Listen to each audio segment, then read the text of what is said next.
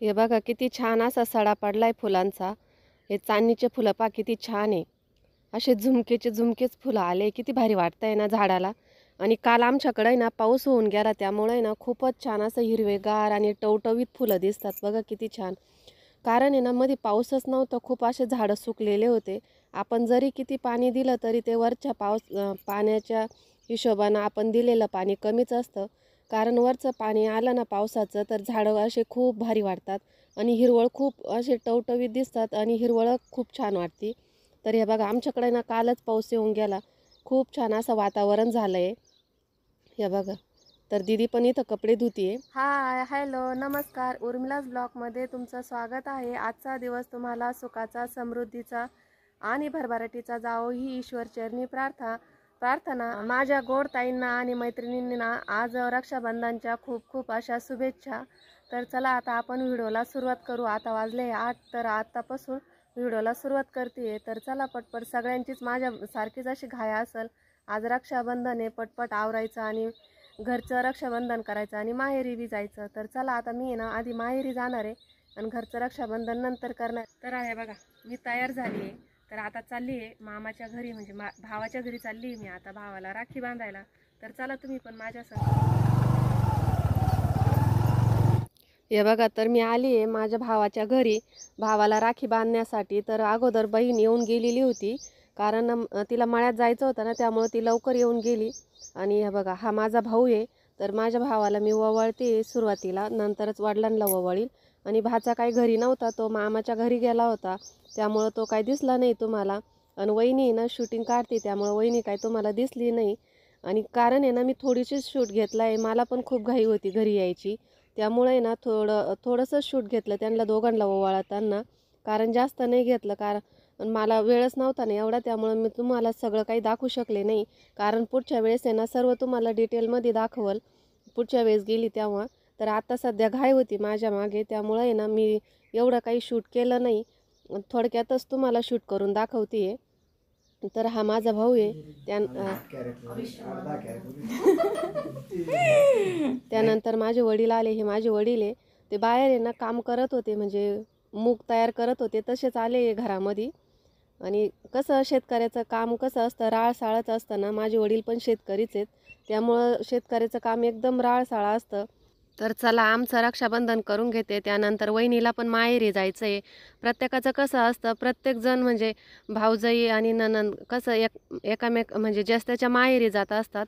हा सणच असा असतो की प्रत्येकजण ज्येष्ठाच्या माहेरी जात असतं भावाला ओवाळण्यासाठी।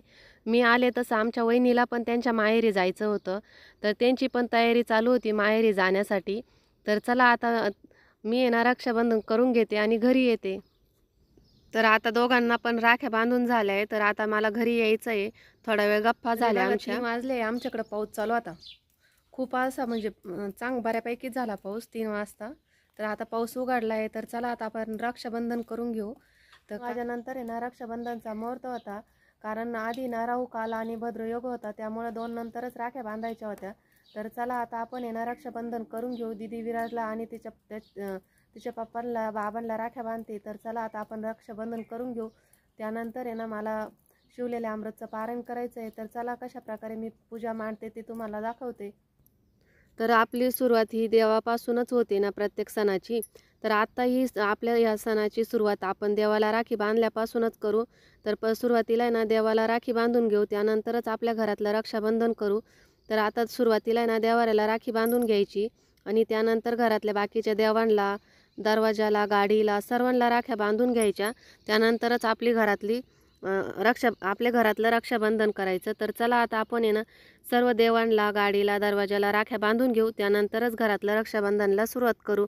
तर सुरुवातीला तिनं देवांना विठ्ठल रुक्माईला राखी बांधून घेतली, त्यानंतर घरातली रक्षाबंधनला सुरुवात केली।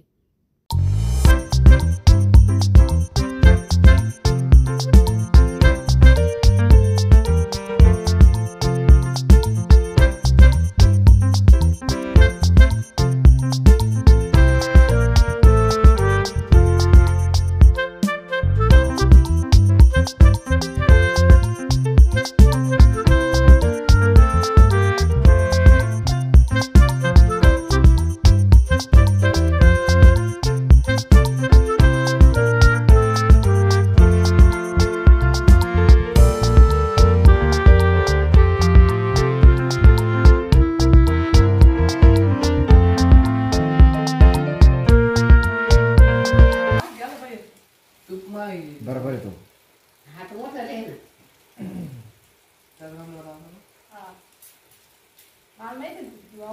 तू काय गिफ्ट घेतलं रे तिला? तू काय गिफ्ट घेतलं तिला? काहीच नाही घेतलं रक्षाबंधन कधी कांदे लावित होता तो. एकच घालेली. उद्या काय गरज उद्या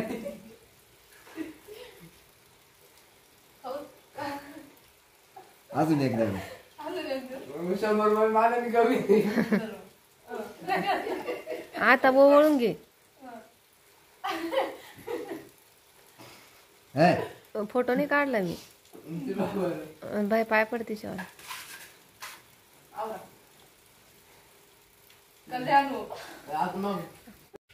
तर चला आता मला आहे ना शिवलेल्या अमृतचं पारायण करायचं आहे. तर पारायण करायचे अगोदर आहे ना मी देवपूजा कशी मांडते, कशी पद्धतीने अभिषेक करते गणपतीचा आणि शिवलिंगाचा, तर चला ते दाखवते मी तुम्हाला. कोणत्याही पूजेची सुरुवात आपण गणपती बाप्पापासूनच करतो ना. तर सुरुवातीला गणपती आणि शिवलिंग दोन्ही मी एका ताटात घेतलं आहे. तर दोन्हींचा अभिषेक करून घेते. आधी स्वच्छ पाण्याने केला, त्यानंतर दुधाने केला. तर दोन्ही यांचा संगच करून घेते. तर अभिषेक करून घेतल्यानंतरच आपण आहे ना दुसरी पूजा आहे ना ती मांडू. तर आता अभिषेक झाला आहे, म्हणजे दुधाने अभिषेक केला आहे. तर आता त्यावर आहे ना आपण चांगलं पाणी टाकू.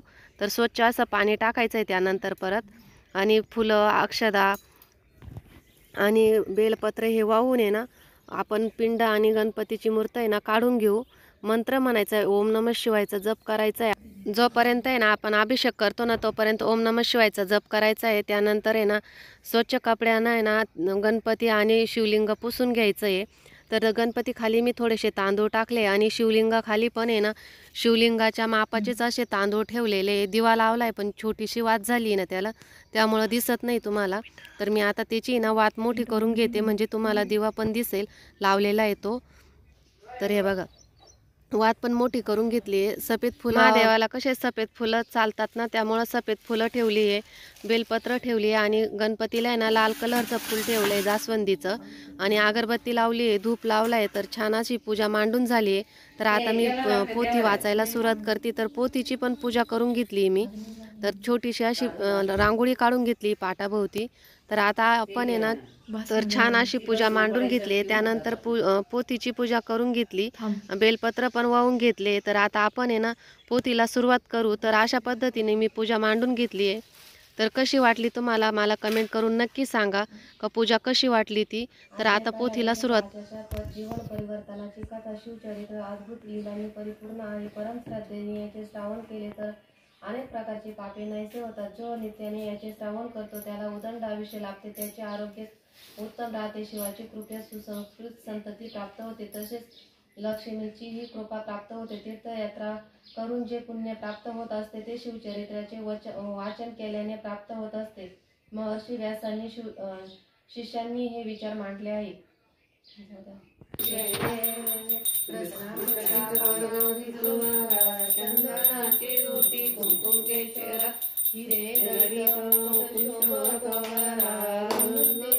अरे वा छान दिसू राहिलं. पाहूनच तोंडाला पाणी आलं. मस्त अशी कारल्याची भाजी केली उपवास सोडायला. आम्हाला सर्वांना उपवास आहे सोमवार. तर उपवास सोडायला ना कारल्याची भाजी केली. आता पोथी पण वाचून झाली, आरती पण झाली. तर आता व्हिडिओची एंडिंग आहे ना इथंच करते. बाहेर खूप पाऊस चालू आहे आमच्याकडं. कालपासून पाऊस चालू आहे, आज पण पाऊस होता, दुपारी नव्हता पण त्यानंतर परत पाऊस झाला. तर आता व्हिडिओची एंडिंग मी इथंच करते. व्हिडिओ कसा वाटला कमेंट करून नक्की सांगा. व्हिडिओ आवडल्यास लाईक, शेअर आणि सबस्क्राईब करायला विसरू नका.